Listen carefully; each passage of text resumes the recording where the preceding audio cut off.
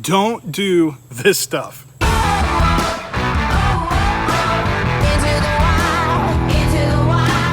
What's up guys, Yogi here. Thank you so much for joining me on my channel. This channel is about hiking and backpacking, but what it's really about is encouraging you to live your life on purpose. If you're interested in that stuff, go ahead and subscribe, hit the bell notification so you don't miss any videos. Today, we're talking about 5 beginning backpacker mistakes. I went to the AT, did 70 miles in 7 days and learned a lot. It was my first backpacking trip. Here are my 5 beginner backpacking mistakes.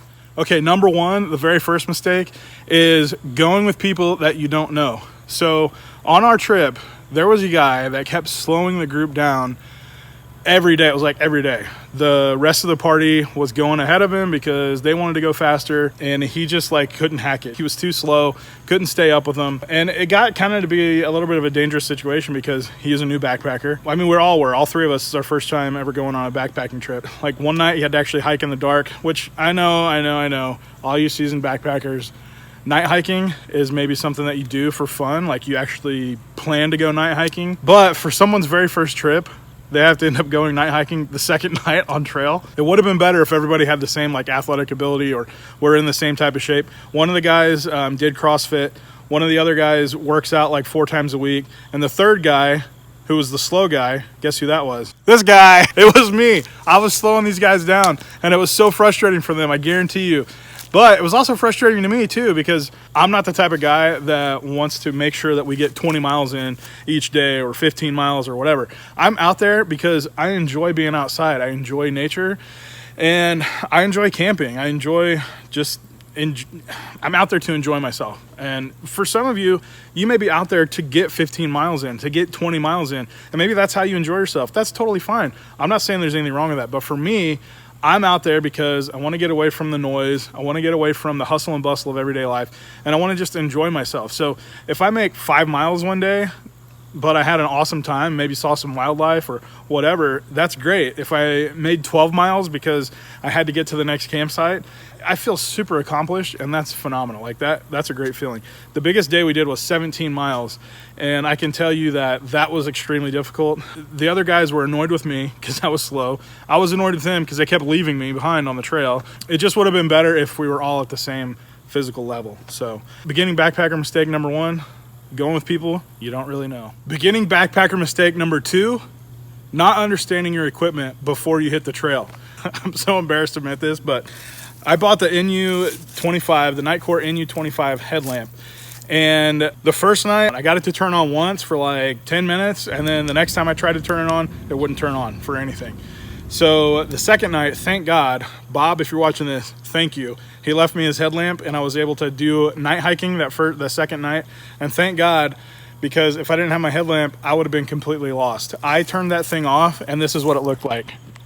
It was pitch black. There was nothing. Like you couldn't see anything.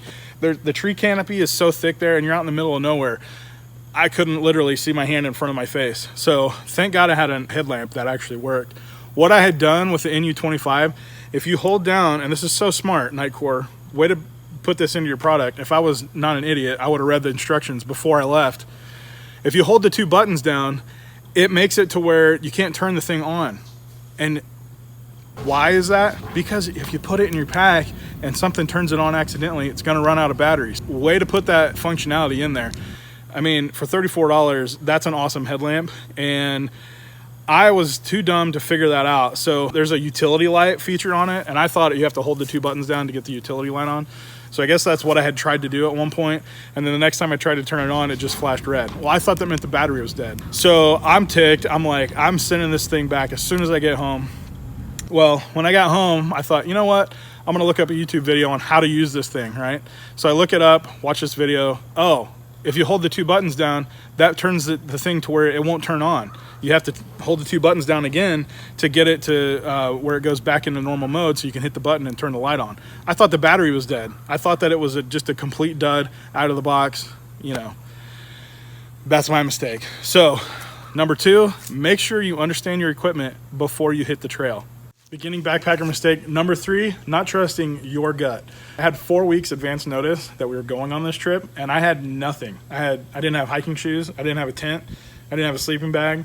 I definitely didn't have a backpack. So all that stuff that I showed you in that first video, I bought all that stuff within a couple weeks of each other. So I don't know what kind of pack I need. I watched Darwin's videos. I watched Dixie's videos. I watched Dan Becker's videos. I watched everybody that has a video about backpacks on YouTube. I think I watched.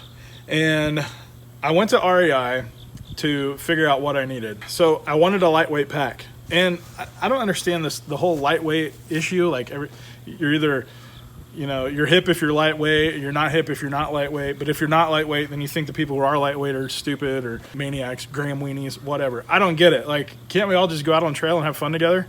I wanted something light. I knew that I wanted lightweight. I went into REI. I told the guy, my base weight should be below 15 pounds. And he goes, oh, ultralighter, hey. He just gave me this totally weird vibe, like, oh, gonna be an ultralighter, hey? Like, who are you? I mean, so my gut was telling me, you want a lightweight pack, something less than 3 pounds. Like, that was my goal, is to get a pack that weighed less than 3 pounds. I tried the Osprey Exos. I loved it. I put it on. It felt wonderful. Put 30 pounds of weight in it. Walked all around the store for like half an hour. And then I noticed that right here, the shoulder straps were hitting me. And they were so tight right here that it hurt really bad. So I realized that the Exos wasn't the pack for me, but I still wanted something lightweight. REI has a lightweight pack that's in the same type of category as the Exos. I don't remember the name of it, but I'll put it here. I tried this pack on. It was phenomenal. It felt so good. And I was going to buy it. And then the guy's like, well, you got to try on the Gregory Baltoro. The Baltoro 65 is the best pack ever. It's won all sorts of awards. This is the Cadillac of packs. And I should have known. This is the same guy that was like, oh, ultralighter, hey. I should have known not to trust him. But here I am. I'm a new backpacker, right? I should have trusted my gut because he talked me into buying this Baltoro 65. Number one, it was $300. It was $70 more than the REI pack. Number two, it didn't fit me right. And in the store, I'm like, it's not really hitting me right. And he's like, that's because the suspension system has this thing that moves. And it's like cutting edge technology. And I was like, dude, it doesn't fit. It's like, it's not hitting me in the right spot. So then he's like, oh, I thought you meant the REI pack wasn't hitting you in the right spot. I'm like, no, the Baltoro is not hitting me right. It doesn't feel right. It doesn't fit right. And he's like, well, let's look at it. So we adjust it. I'm like, yeah, that feels okay. He talked me into buying the Baltoro 65. After the first day, I was like, I hate this thing. It weighs over 5 pounds. It didn't fit me right. And the Baltoro 65 may be the best backpack out there. I don't know. But the one I had didn't fit me right, and it for sure wasn't the best pack for me. I might buy a budget pack that weighs 5 pounds, but I'm never spending $300 on a 5-pound backpack unless it's like a 100 or 90 liter pack that I'm taking out for like deep winter camping or something. I knew in my gut, and they kept saying, well, you're not going to notice these 2.5 pounds. You're a big guy. Like, I'm like, it doesn't matter if I'm a big guy. I got 2.5 extra pounds here that I need to lose, bro. I need a lighter weight pack. That's what I wanted. That was what my gut was telling me, and I didn't trust my gut. So listen to your gut. You know better for you than anyone else. Beginner backpacker mistake number 3, not trusting your gut. Beginner backpacker mistake number 4 and 5 both go together. So number 4 is packing too much stuff. I think everybody does this. You're gonna think that you are going in this like survival, situation or whatever, and you watch like Bear Grylls and he's got that, the flint fire starter or whatever, some huge like survival Rambo knife on your hip, a gun, all that stuff. Like, you're not going to need hardly any of that. You don't need a multi-tool. You don't need anything to process wood with because there's going to be deadfall everywhere. Most people don't even start a fire like every night at camp. But if you did want to start a fire every night, literally, as long as you've got fire starters, I would recommend taking some fire starters. You don't need like a hatchet and a multi-tool with a saw so you can saw stuff down. You don't need all the stuff. You don't need everything that you think you're going to need and the kitchen sink. And the reason I say that goes with number 5 is that number 5 is overzealous mileage goals. Here's why I think it goes together. If you pack too much stuff, you're going to be having too much weight on your back. You're going to be carrying way too much stuff. If you combine that with overzealous mileage goals, you're really going to be hurting. And the reason I say that they're combined is you might be able to do 10 miles a day or 15 miles every day for 3 days straight if you have 30 pounds on your back or if you have 25 pounds on your back. But what if you have 40 or 45 or even 50 pounds of weight on your back? Now you're definitely not going to be able to do all the mileage that you thought you were going to be able to do. I figured, well, 10 miles a day, that's not going to be that hard because I figured, 3 to 4 hours hiking in the morning, 3 to 4 hours hiking in the afternoon will be great. What we didn't take into consideration was the elevation change. So the part of the AT that we were on between Deep Gap and Fontana Dam in North Carolina, it's right on the edge of the Smoky Mountains. I mean, when you watch my AT video, you're gonna see tons of mountains. And so, I mean, we were up and down 2,000, maybe even 3,000 feet every single day. Up 1,000 feet, down 500 feet, up 700 feet, down 800 feet. It just went over and over and over, up and down, up and down. And if you've taken too much weight, that 10 miles is now going to be a lot harder because it's going to be a lot more. It's going to feel like a lot more than 10 pounds. Hey, baby bear, you want to be on the video? Yeah. Okay. This is my sweet baby girl, Lola. Can you say hi? Hi. So, number 4, packing too much stuff. Number 5, overzealous mileage goals. I asked my buddy Jeremy, and he said the number 1 mistake he made was just being gone too long, and I would agree with that. If I had a number 6, that would be number 6. 2, 3 days, maybe 4 days, and you'll see this on the AT video where I talk about how we're not section hikers or through hikers. Maybe someday, but this little thing right here is one of the reasons why I wish I hadn't gone for so long, because by like day 3, I was missing my family. And if I'd have had Lola with me, or if I'd had Jackson with me, or Andrea, any one of them with me would have been a huge help. But I really wish all of them could have come with me.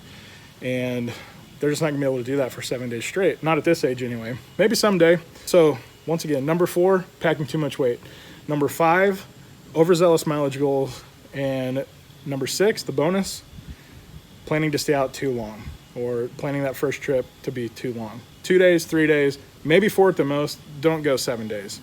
And don't plan to go 80 plus miles either. Anyway, those are my 5 with a bonus, number 6, tips for the beginning backpacker. Learn from my mistakes. Don't do those things. Put in the comment section below what you think is the number 1 mistake beginning backpackers make. And remember, life is a journey, not a destination. So get out there and live your life on purpose. We'll see you on the next one. Say bye.